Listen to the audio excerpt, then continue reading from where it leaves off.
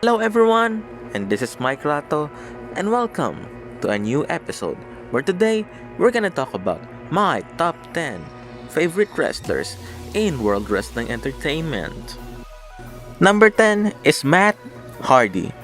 In terms of booking, he has a lot of creative mind, but in terms of the WWE run, he just lack a lot of things. Even though he is hot in 2016 with the fans, when he returned in WWE in 2017, it's just almost the same as his first run in 2010. In 1998 to 2010, it's just him being on the mid card and also wrestling for the tag titles, and that's why he belongs in the top 10. But in terms of his career greatness, his own mind, and especially in the indies, he can go higher up in my list. But as for his WWE run, he kind of deserves the top 10. But he is great in my opinion. In top 9, it is John Cena. It is because of his same persona as Hogan, where he has appeal on the crowd, and then like he said in the promo, he just put his hand from his ear and put it on his face where he do this "you can't see me" taunt. It's just that when you think about it, it's just a replication of Hogan, where they basically transfer the gimmick to Cena. But in fairness to him, he make it work. Unlike with Roman Reigns and the faces of the WWE today, he made this gimmick amazing, even though he is just always in the main event. Well, I can say he is purely talented in his own shoes. Like, he can carry talent in matches, and he can give 5-star matches.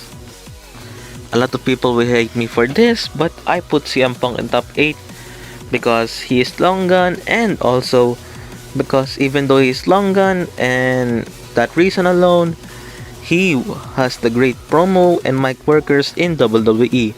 If you watch a lot of his promos, his pipe bombs, you will understand why even though in 2020 you can put him on your top 10 list.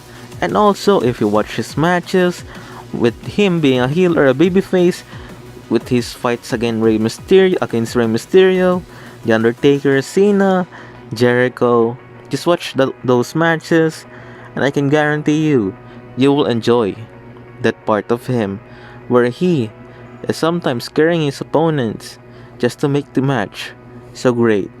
And even 5 stars, 4 stars, 3 stars in Dave Meltzer's grading sheet. My top 7 is Edge. You know why?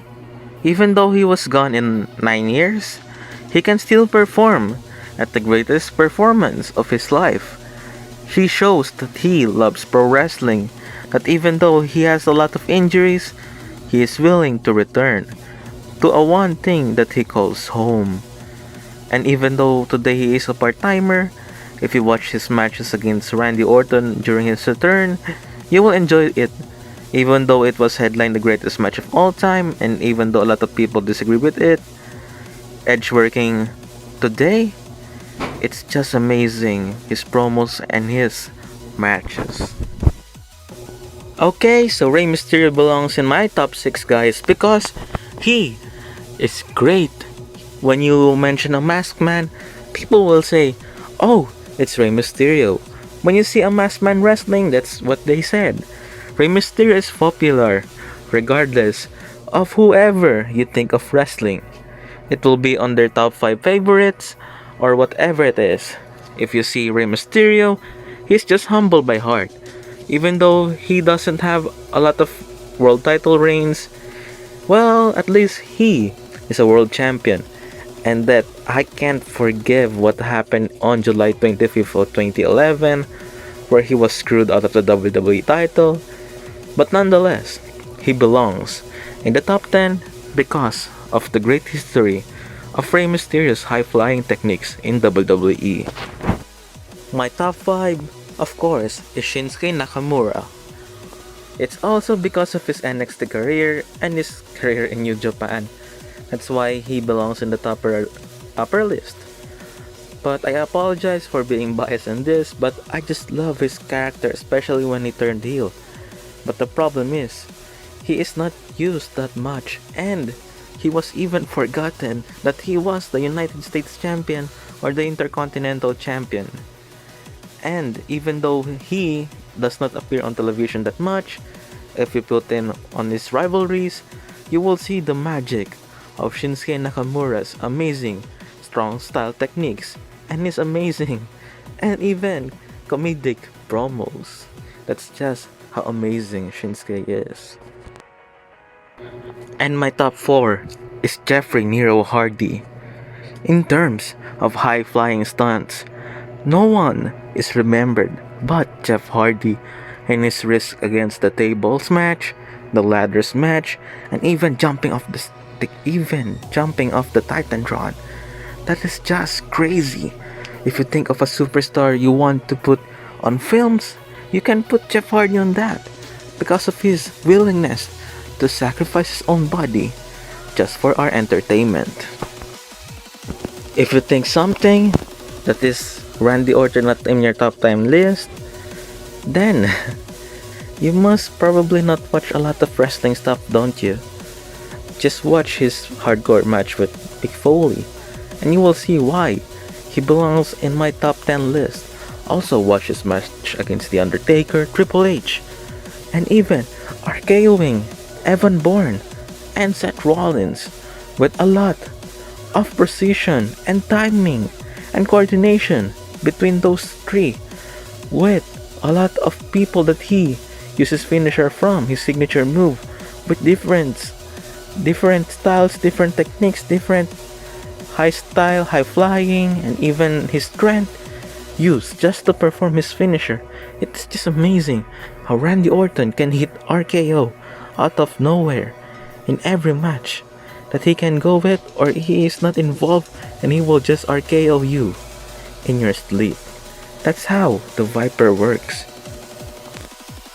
Okay, so this is another case of someone who left and then is still on the top 10 list. You know why?